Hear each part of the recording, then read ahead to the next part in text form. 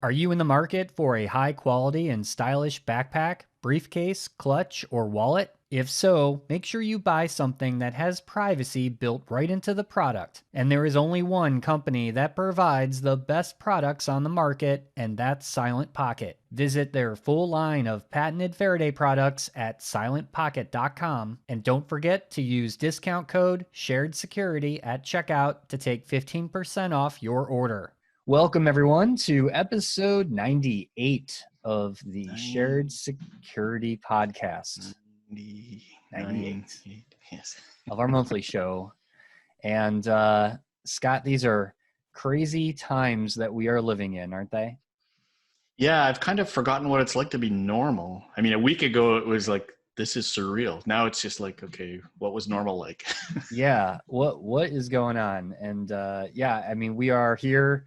Well, I'm always in my home office because, I have a remote job. You look like you're in a prison, Tom. No, yeah. Well, actually, I have a pretty brick background, thanks to Zoom. Yes. So, and my green screen. So, if you're watching this on YouTube, you can check out my new setup. But yeah. And do we want to say anything about why we're? Yeah. Everybody pretty much is these days. You want to say anything about why we're doing this not live today? Just trying something new. We're going to try Zoom like the rest of the planet. And right now, I was telling a coworker that it's a great time to be, working at Zoom, or if you're like the founder of the company, they are probably rolling in cash right now. Yeah. You want one of those little Rainmaker events to come along, but yeah, right. Exactly. But so we're trying Zoom. I know we've always done the Get Vocal, which was the live streaming, and we may or may not pick that up. It just depends on, kind of how this goes. And we may actually start streaming the Zoom here, out to Facebook or, YouTube. Oh yeah. Can we do that? Get Vocal. Yeah, we can do that. Mm-hmm. Oh, cool. And I think it's because, we really can do the screen sharing the way that we want with Zoom, which is something that was really limiting with Get Vocal, but we're gonna try this out and see how it goes. Yeah. I'm hoping to do some screen sharing in this episode today, but last time I did this, we were on Get Vocal, and I'm again at home, and this is probably the first time since we did that one, and we had some trouble with lag and not good video and audio synchronization. It really bugged Tom. No, it didn't look good. So I'm hoping that when I do screen sharing this time, it won't screw things up. But great, we'll give it a try. It's we're nothing if not adventurous. That's right.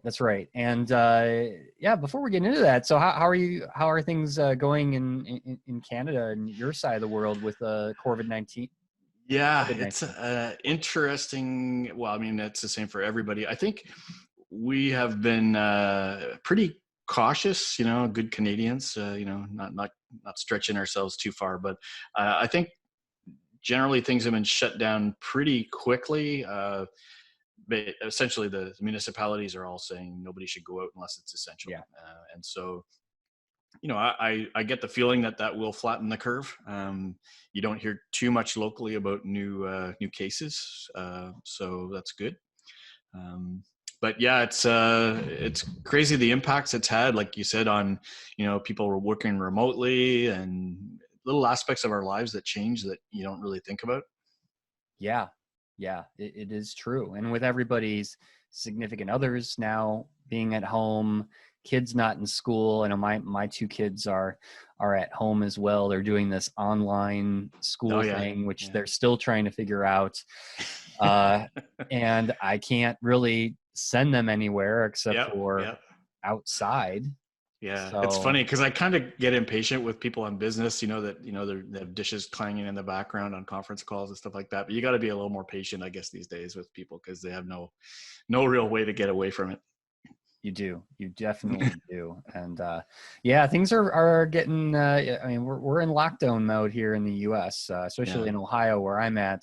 Bars and restaurants are closed. Only carry out is allowed. No groups of more than 10 people. Anywhere. Hair salons are closed and barbershops, and so I made a mad rush yesterday to get a quick haircut before. You must get yours cut like every day, though. So you're no, hurting every 3 weeks. But it is funny, people talking about, well, we're all going to look like we're going to have beards and our hair is going to be like all crazy. Grizzly Adams. Yeah. In a couple of weeks, and interesting times. So let's just hope that this doesn't last long, and everybody practices social distancing, right? Yeah. So I mean, it's definitely having some impact on what we're seeing in the world of security, I would say. Yes. But there's some other sort of interesting stories. It might just maybe open up the whole discussion around things that I've sort of come across that I thought were interesting signs of the time, I guess you could call it. Where I was looking at one post online where it was an MSP, managed service provider, talking about a client organization that decided they were going to do all work from home, but didn't tell the MSP. They just said, they told all their employees, they said, unplug your computers and take them home and plug them in. And they didn't consult the MSP at all. And then they want the MSP to help them get everybody connected. So I think the comments were something along the lines of, I think the approach I would take is, we're helping people that listen to our advice first. Yeah. We'll get to you eventually. Right. So it's just kind of interesting. Why wouldn't it work if we just take our computers home and plug them in? Yeah, why not? Anyway, what could go wrong? Yeah. So it actually is an interesting little segue, because it's something that we've been talking about at ClickArmor. As you know, we've been working for a while on a cybersecurity awareness gamification platform. And what we sort of started to notice a couple of weeks ago when everybody started doing remote access is there's all these attacks being targeted at people working at home, because things are different enough in their environment that, they kind of think, I guess that's somebody from accounting trying to get me to do something, and all the processes are broken, right? So there's no real, what's the by the book approach here today, right?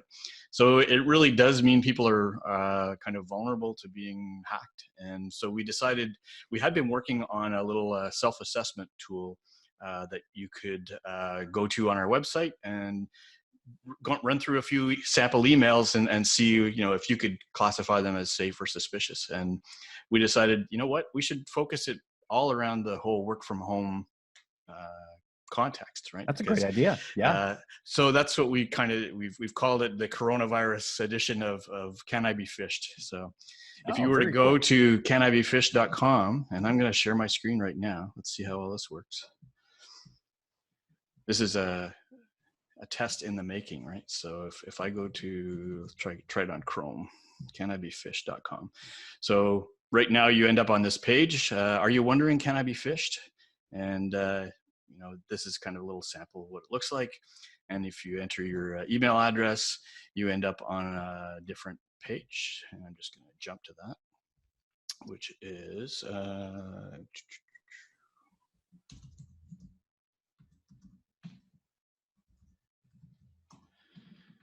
so there is, I got to reload. Somebody put new content there since. Oh, no. Yeah. So the idea here is you see a little game window, and it lets you play by looking at 7 different email messages. And if everything went as planned, we have some brand new content there that looks like it's for COVID-19, right? So all the attackers are exploiting COVID-19.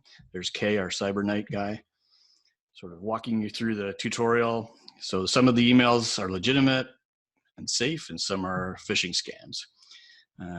But the senders and companies might be real or simulated, so you have to assume that it's somebody you know. And you can just click through here, and because I've done this a few times. So it gives you guidance on, okay, here's how I see an email. So if I click on the email address, I see the email, and on the sender, I see the email address. I can go next and say, okay, hover over the link, and I can see down below the link there. And if I didn't like the content, I could put it in the suspicious bin, but I'm going to put it in the safe bin. So that's just the tutorial. So now that you know how to do it, here's an email from Claudia Kaufman at eBay.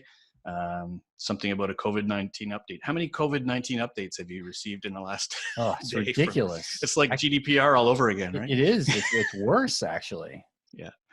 So anyway, the whole idea of this is that you can go through and classify your emails. You do it 7 times, and when you're done, I'm just going to do it randomly here, but hoping people will learn something from it by going through each one.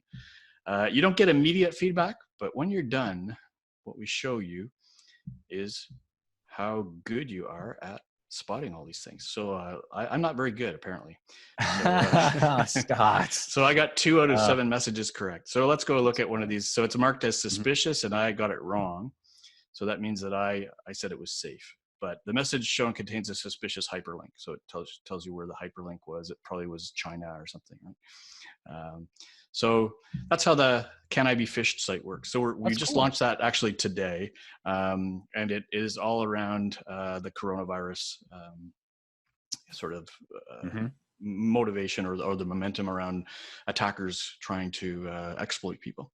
So I think we will hopefully get a little bit of traffic to the site, and hopefully be able to help people understand better how to manage their phishing threats. It's just a little teaser of what you actually see in ClickArmor. So this is the actual dashboard. If you were to go into our Gone Fishing game, as a user, I see my profile information over on the left, my score, my ranking on the leaderboard, number of courses and lessons I've done, and there's my leaderboard. It's all anonymized. If you want, basically when you join, you pick a display name. So you could be anonymous, or you might want people to know who you are. But so people at the top of the leaderboard, that's me there, Clickman. I'm still number 4. This is on our free version that we invite people to. If you want to try it out, I'll give you information on how to get in. This is great. I'll do 1 or 2 more little snapshots of what people would see. Again, you're going to go into this. It almost looks a little bit like a learning management system, because you can see all the lessons you're going to do, but they're all different types of games and challenges that you would do to learn about the impacts of phishing. How do you identify suspicious senders and email accounts? So this is sort of our graphic novel game area. So you can set up little narratives around what you're going to get people to do, and when you finish it, you get a few points. Down a little further, if I do the Who Dat lesson, you can set it up so that it's all got to be unlocked, right? So you finish a lesson before you can do the next one. Next version, in a couple months, we actually will make it more like a game map where you can explore areas to go into different parts of lessons. So now we're into the Who Dat quiz.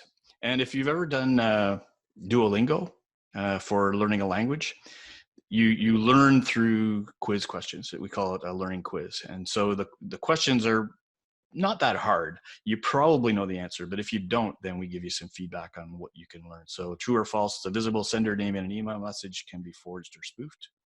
So let's say false. Well, that's actually true. Spoof sender names are a common phishing problem. And you can actually click on the options before you move on to learn about why you got it wrong or whatever. And then we can go on and do more complex things like, what is a valid email address? And first of all, we want people to understand, what the email address syntax looks like. So you get it wrong, you can go back in and try it again. But then you start looking at more suspicious things, like tonyrobbins-com.ru, which is a Russian domain. So, we can look at, what are some of the other things that I could have guessed at.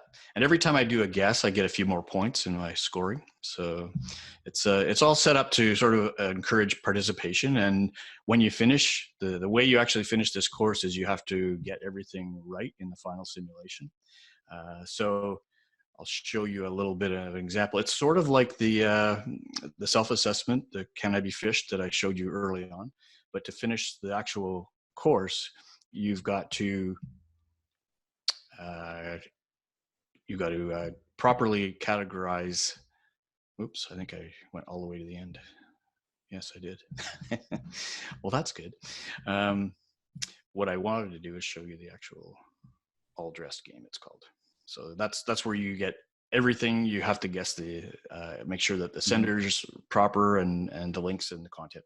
So that's just a sample of what it is. I can certainly handle any types of questions if people have comments they want to send us. You can always go to our website, clickarmor.ca. So that's my little pitch for the gamified security awareness. We have a whole ton of content that we're going to actually be adding. Cool. Yeah. And we have a new module on social engineering coming very soon, and it's going to use a Boggle type of game mechanic where it's a word search. So you have to fill in the blank, but you got to find the word within the square to fill it in. And so that's ClickArmor, and we're hoping to be able to help a lot of small businesses get people more engaged to learn how to better defend themselves against targeted phishing and social engineering attacks. So that's my pitch for today. Yeah, this is great. Yeah, I really like that. I really like seeing the interface. You guys have done a lot of work. Yeah, we've got some really good game design guys, who've worked at AAA game design, as well as, some guys that have worked on really high-end user experience, user interface design stuff. So we want to make it fun, engaging, but it also has to have a serious element to it, from a business point of view. Managers don't want people just to be playing games. So it's a really interesting sort of compromise or trade-off that we're trying to achieve. And, we're getting really good feedback. We've actually had some customer employees say, you know what, I went in, I found it fun, I learned something, it was engaging. And then I saw that our president was going on the leaderboard. He's in the top 10. So a bunch of us went in again and played a couple more lessons to beef up our score and push him down on the leaderboard. So, that's the kind of engagement we think it actually works. And the approach would be to do a couple of months of intensive phishing, course games, and then people get familiar with it. They understand the terminology. They can do the practice. So it's more like, in a week or two when they see an email, they'll say, oh yeah, I saw that in ClickArmor or in the game last week. So that's the kind of stuff that you don't typically get out of a traditional learning management system, right? Definitely isn't. So yeah, that's the fun stuff we've been working on, and I think it's really interesting. It'll be interesting to see what sort of feedback we get from the Can I Be Fished tool. A lot of websites have these sort of like little self-assessment things that help you figure out how much you need in this area, and we think it's pretty relevant to the times. Oh, completely, very relevant, especially now with COVID-19 phishing scams that are just relentless. It is. Yeah. And it's really not going to change that soon, right? I mean, it's going to be around for a long time. Yeah, this is, and that's what the scary part is about all this is, we could all be hunkered down for quite a while, and the cyber attacks are just not going to stop. In fact, they're going to increase. So the more awareness that we can spread about, phishing and the different attacks out there, the better. It's funny because when I do even pitches to investors or talking to clients, I open up with the slide that says cyber winter is here. A lot of people say it's coming, but cyber winter is really here. And then I say, and it's going to get a lot worse. Well, that was a month ago. And now it is a lot worse. It is. So it is a lot worse. And now a word from our sponsor, Edgewise Networks. The biggest problem in security that remains unsolved are flat networks in cloud and data centers, with unprotected attack paths that allow threats to move laterally to cause data breaches. But microsegmentation using network addresses is complicated and takes too much time. But there's a better approach: Edgewise Zero Trust Auto Segmentation. Edgewise is impossibly simple microsegmentation, delivering results immediately with a security outcome that's provable. At the core of Edgewise Auto Segmentation is Zero Trust Identity, which allows workloads to communicate only after their software identity has been verified. Malicious or unimproved software is no longer allowed to communicate. Identity-based protection provides more coverage with fewer policies to make Edgewise simple to deploy and manage. No changes to the application or network are required. One solution protects virtual machines and containers in the cloud and on-premises. To stop lateral threat movement and prevent breaches, visit edgewise.net for a demo and to see results within minutes. The other thing I wanted to talk about real quick was we did a listener survey that just ended over the weekend, and it had some really good results. This is actually the first time that we've ever done a survey for the podcast. Yeah, it was very extensive. That was really well done. Yeah, thank you. And it was something I've always wanted to do, just never really took the time to develop the questions and to do it. And I think we have, just over the years have increased our listener base, where now I think it makes sense that I think, some people are naturally going to want to provide feedback. So I thought it'd be good just to give an outlet to do that. And of course we had a little bit of an incentive to that survey. So we gave away through a random drawing, a $25 Amazon gift card. So congratulations to the person that won that. Not revealing names because this is a privacy focused podcast, but congratulations to them. But I did want to just take a few minutes and share the results, which I think are interesting to our listeners, just to give you an idea of who listens to the podcast, some of their feedback, and maybe some things that we can do better to improve the show for all of our listeners. Yep. So without further ado, let me share my screen, and there we go. And let's just quickly kind of walk through the results here. So the first thing, the first question, which is, I think really the best question is, there's this survey type of, I don't know if it's a industry standard or what it's called. But it's called the Net Promoter Score. The Net Promoter Score or NPS score. So the survey app that I was using had this built in, which was actually pretty cool. And this is based around recommendations, right? Would you recommend the podcast to a friend or colleague? And so based on that answer, and they basically gauge it according to like a negative 100, which is really bad, all the way up to 100.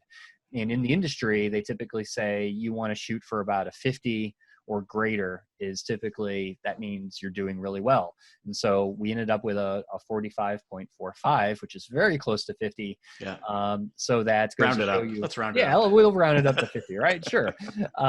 But this means that people are recommending our show to friends and colleagues, which is great. And that's what we've always tried to promote. So good stuff there. Yeah, very good. And then I always find it interesting, where do people first learn about our podcast?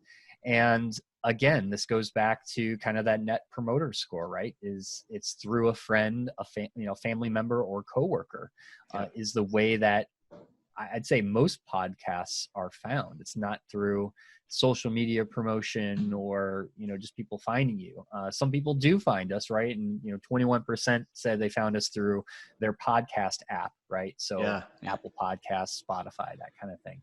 But the majority is really through word of mouth. It's interesting. Can I do a little side note here? Something I learned. Sure. I was following. There's a podcast from the Gimlet Network about startups, and they were talking about Spotify at one time, and Spotify recently, I think, became sort of one of the biggest podcast sources. They didn't start out that way at all, right? They were music streaming, and the way they got into podcasting was they started analyzing their data, and they saw a whole bunch of downloads or streams from Germany, and it turns out it was somebody doing spoken word books that they were streaming. And then they thought, oh, that's interesting. Maybe there's a business here. Yep. That's true. That's true. So, yeah, it goes to show you how, these podcasts are found, and, what we can do to also help promote the show. Yep. And then this kind of, to your point, Scott, about, online platforms and Spotify, and, where do our listeners listen to the podcast from? I thought this was interesting too. 47% actually use Google Podcasts, surpassing Apple Podcasts of 21%. So this kind of tells you about, the rise of Android devices, right? Yeah. More people are using Android devices now than Apple. We've seen that kind of quoted in the news lately, that Apple is really losing a lot of market share to, Samsung and other device manufacturers. So this kind of adds to that, right? So, and then third would be Spotify. And then I found a couple podcast listening apps that I've never heard of. AntennaPod, Podcast Addict app, and Pocket Cast were ones that listeners had mentioned that they listen to the show on. Yeah. How many times in a week do you listen to our podcasts? So, the weekly show is really popular, and, 39% listen to it once a week. Some actually do listen to our show a little bit more. So I'm not sure if that's just going back into our back catalog of shows, and they're listening to different episodes. But some people, 6 times a week and every day. They just like the sound of your voice, Tom. They must, or the sound of your voice. I'm not really sure, but those are interesting. Maybe they listen to it when they're going to sleep. Yeah. And just to give you an idea of how many people took the survey, so we had about 30 people that took the survey. So that's actually pretty good when you think of any type of survey that goes out. It's usually really hard to get people even offering an incentive to take any type of survey. Usually only take a survey if you're really upset or mad about something. So I think it's really great that we had a lot of good feedback and participation. Yeah. This is an interesting one. So, how much of our podcast you actually listen to, right? And, 43% said that they listen to half or less, which is interesting, followed by the full podcast at 39%, and then more than half at 17%. So this is an interesting one. You kind of have to dig into a little bit of like, okay, why are people listening to only half? Maybe they're just forwarding to the stories that they might want to listen to. Maybe they're skipping through some of the ads. But I wonder if it could be like commuter time, right?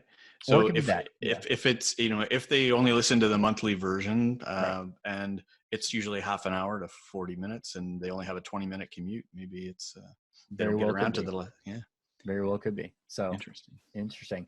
And this is more of kind of like a spider graph. I'll go into the next questions here in a little more detail, but kind of showing you just satisfaction with different areas of the podcast, which is always interesting to get a little more detail about. So, content, right? Is it informative? Majority of people, 60% said they're satisfied with that. Some even say they're very satisfied, about 21%, with the content that we provide our listeners on the podcast. Of course, you're going to have 1 or 2 people that probably aren't happy with it, and that's completely fine. Like any podcast, it's not for everybody, and we totally understand that. So that's still good feedback for us. The content, is it interesting to listen to? So 69% said that they do feel that way. 21% are actually really satisfied. That's like 90% are satisfied or very satisfied. That's pretty good. Yeah. So that's really good. So we're going to keep doing that and giving you guys interesting content to listen to. I like this question here is, do I learn something that I can use in my life from the podcast? And 56% said that they do. They're satisfied with that. 17% are actually really satisfied. So, that actually means a lot to me personally, because I do want people to take something away from the podcast, whether it's, little tips or tricks on how to better secure their systems, or, make you more security aware.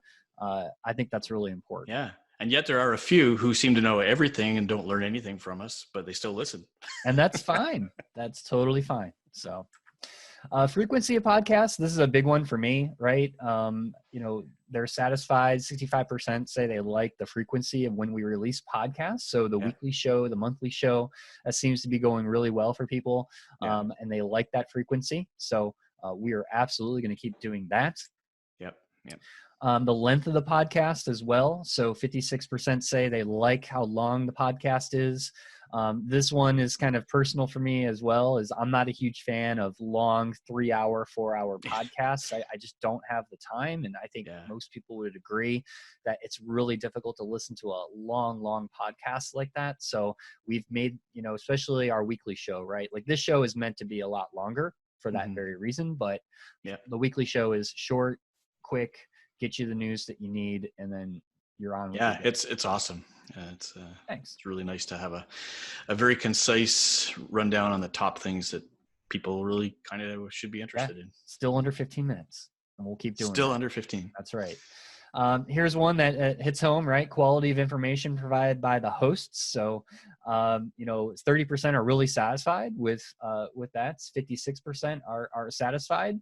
A few people probably not so satisfied, but that's fine. And 8% about neutral. So I think that shows we are providing good quality information on our shows, which is great.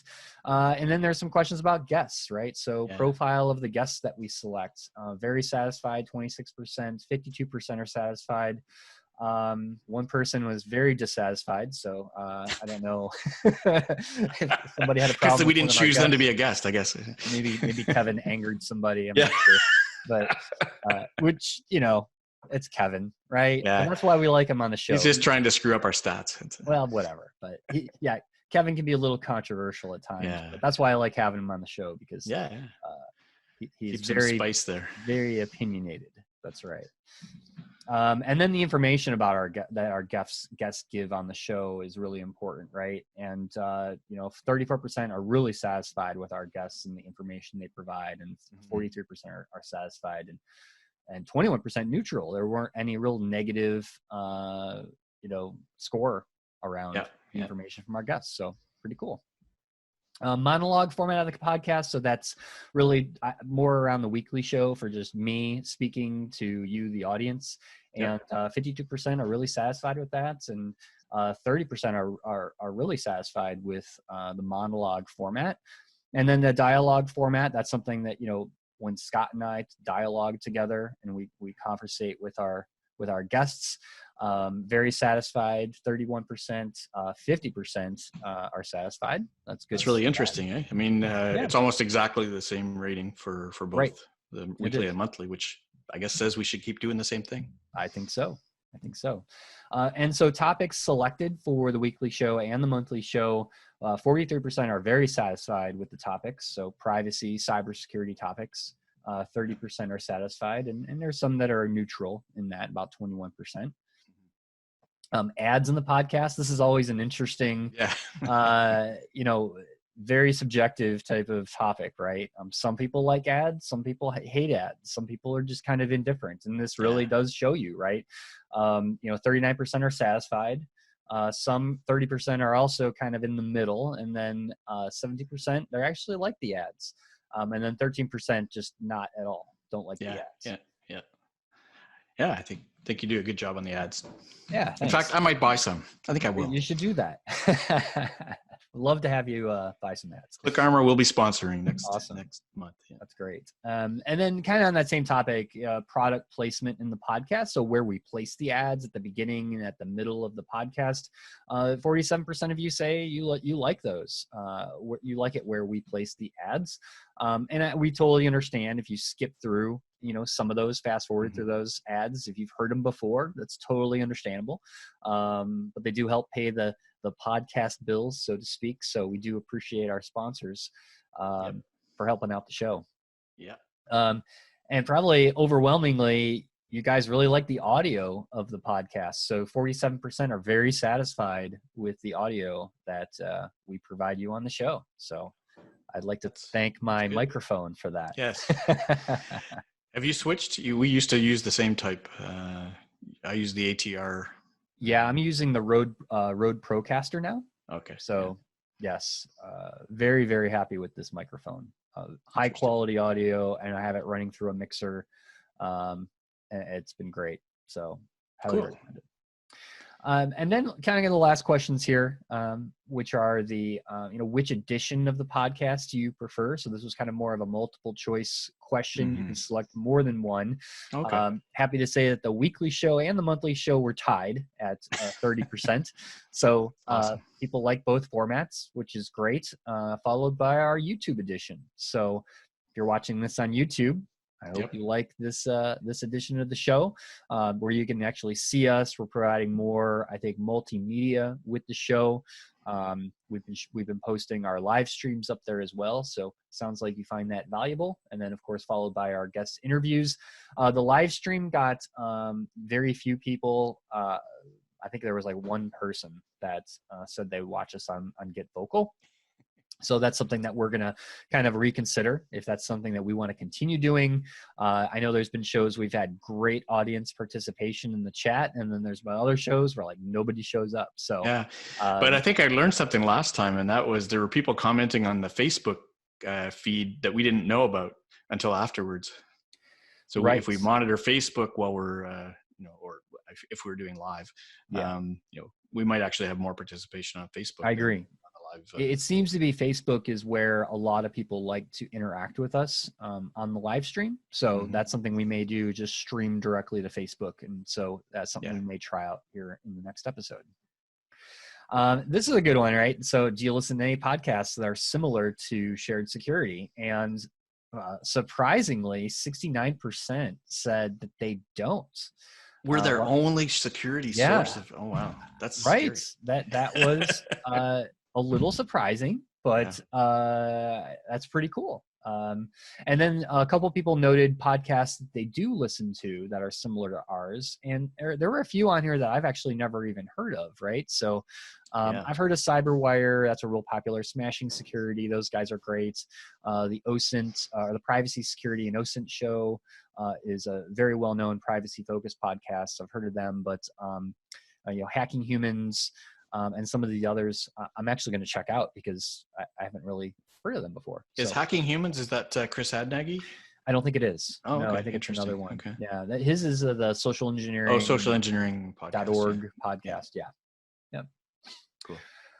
So with that question, what are some things that you find better in the other podcasts? And number one here was quality of content, and I think I'd agree that is that's the reason why I listen to any podcast is the quality of it. Kind of followed by it looked like length of podcast and frequency, and then it just kind of goes down from there. Quality of host, quality of guests, and those types of things. So people like quality. I do too. Yes, we're with you. And then here's something a little bit more about the ads. So when listening to our podcast, how often do you skip ads in the podcast? And 45% say once in a while. And I'd say people that have listened to the show for a while, you've heard maybe our mid-rolls or other things before, and you're going to skip through that. For new listeners, probably it's their first time, so they're probably going to listen to it once. And that's fine. And if we have a different promotion or something interesting that one of our sponsors is doing, I think a lot of our listeners tune into that and want to hear that. So that's a pretty good result there. And then this one too, again, going back to the sponsors that we choose for the show, how often have you made a purchase of a product or visited a sponsor's website? And 47% once in a while actually do. They go to the website, they go to the promotion, and want to see more or find out more about our sponsors, which is great. Wow. And then this one here, communication method used by the podcast. So I was interested in just seeing, where do people want to get their news from about the show, stay up to date on privacy and security things that we post.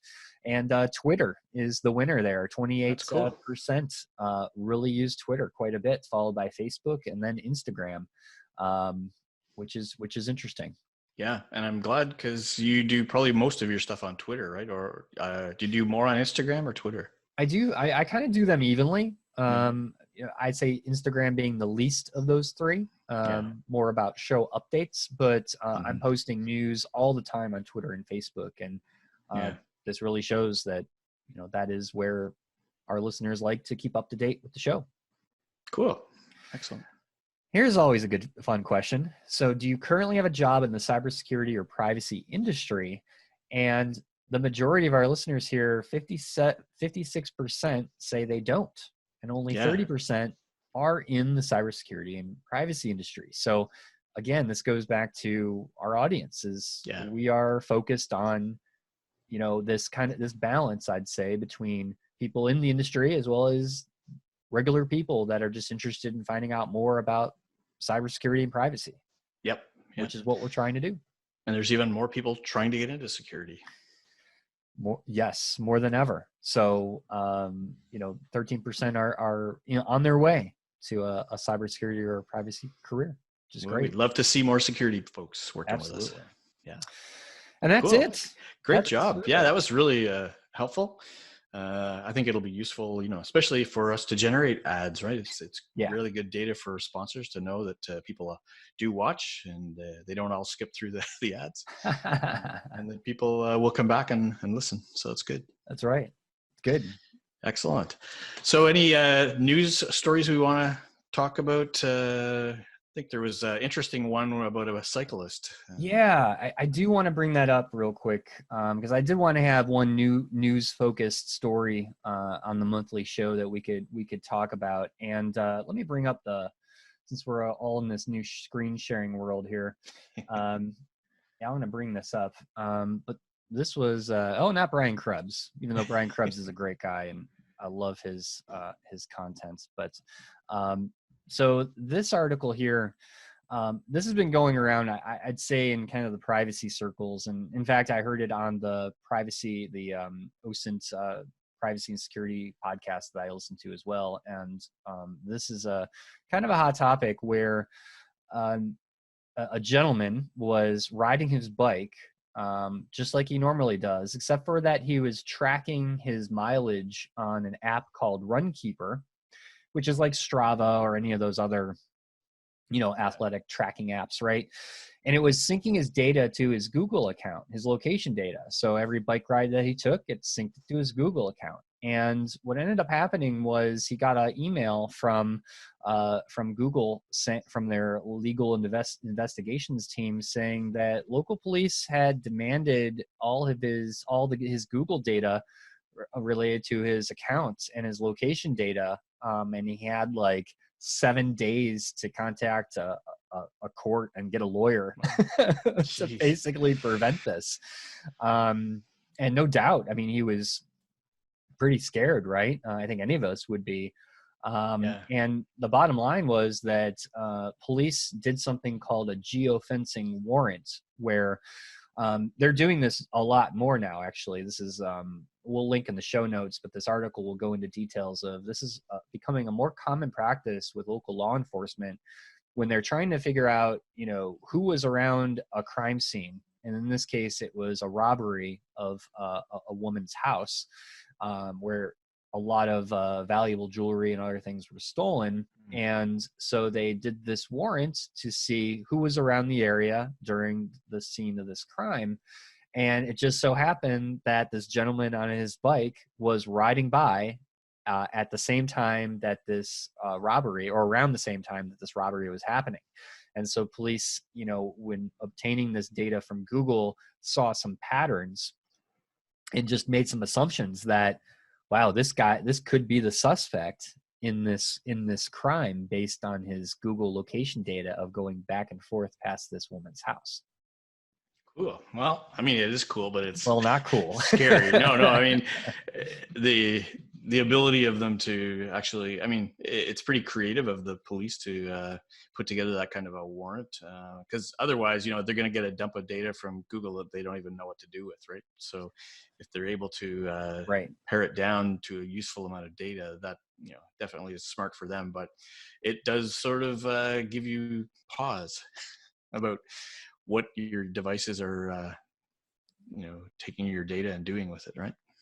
Yeah, and this geofencing, the way that law enforcement is doing this now, it kind of goes back to, the information that you give these big companies like Facebook and Google, and especially, and what's interesting is this gentleman didn't even know that this information was being synced to Google. Apparently, he may have had this feature turned on in the Runkeeper app, or I'm not really sure on those details, but I mean, because I use Runkeeper actually for running, Yeah. and I have some friends that I share my just runs with, because I enjoy the social aspect of that.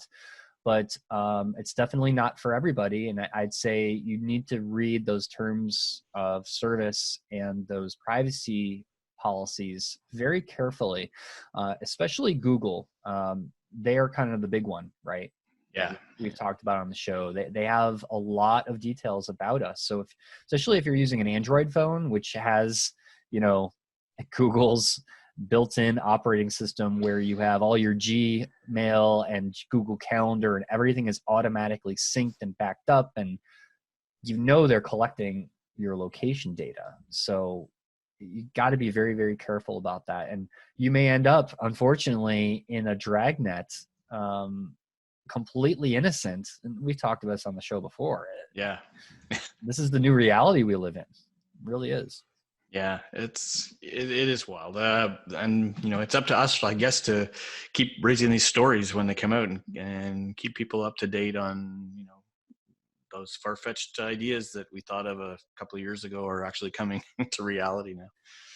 Yeah. So thankfully, this did have a happy ending, where the gentleman, there were no charges pressed. He got his name cleared, ironically, by the same data that was about to implicate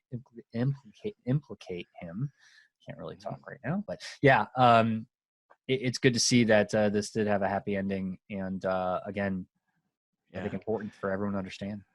Yeah, and I think it made me think of the whole problem. It's going to happen again and again, right? With the Ring doorbells that are all facing the street, and the data that's collected from those is going to get warrants on them at some point too. So I can see this happening in a lot of ways. Yeah, it's not going to end for sure. But the good news is that we're all stuck on our homes, so we can't get caught up in a dragnet because nobody's going outside anymore. I guess that's the other thing too. More cyber attacks, less physical attacks on your house because you're not away from your house. Right. Even though everybody definitely has to get out of your house, right? Go for a walk, go to the park, go for a run, ride your bike. Especially now, right? And don't let a story like that, freak you out and say, I'm just going to continue to stay locked in my house because of the. Well, you could always leave your device at home. Or you could just do that. Exactly. Do you need your device with you wherever you go? That's the other piece of this, right? Yeah. Well, that's cool. Anyway, good show. Lots of good content, and I think hopefully by this time next month we will be a little more free to travel. We'll we'll regroup here in a month on the monthly show, and let's hope that that this social distancing is actually working, and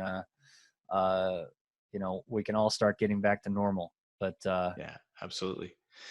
Excellent. Can I put one more plug in for canibefish.com? Absolutely. canibefish.com. There we go. All right.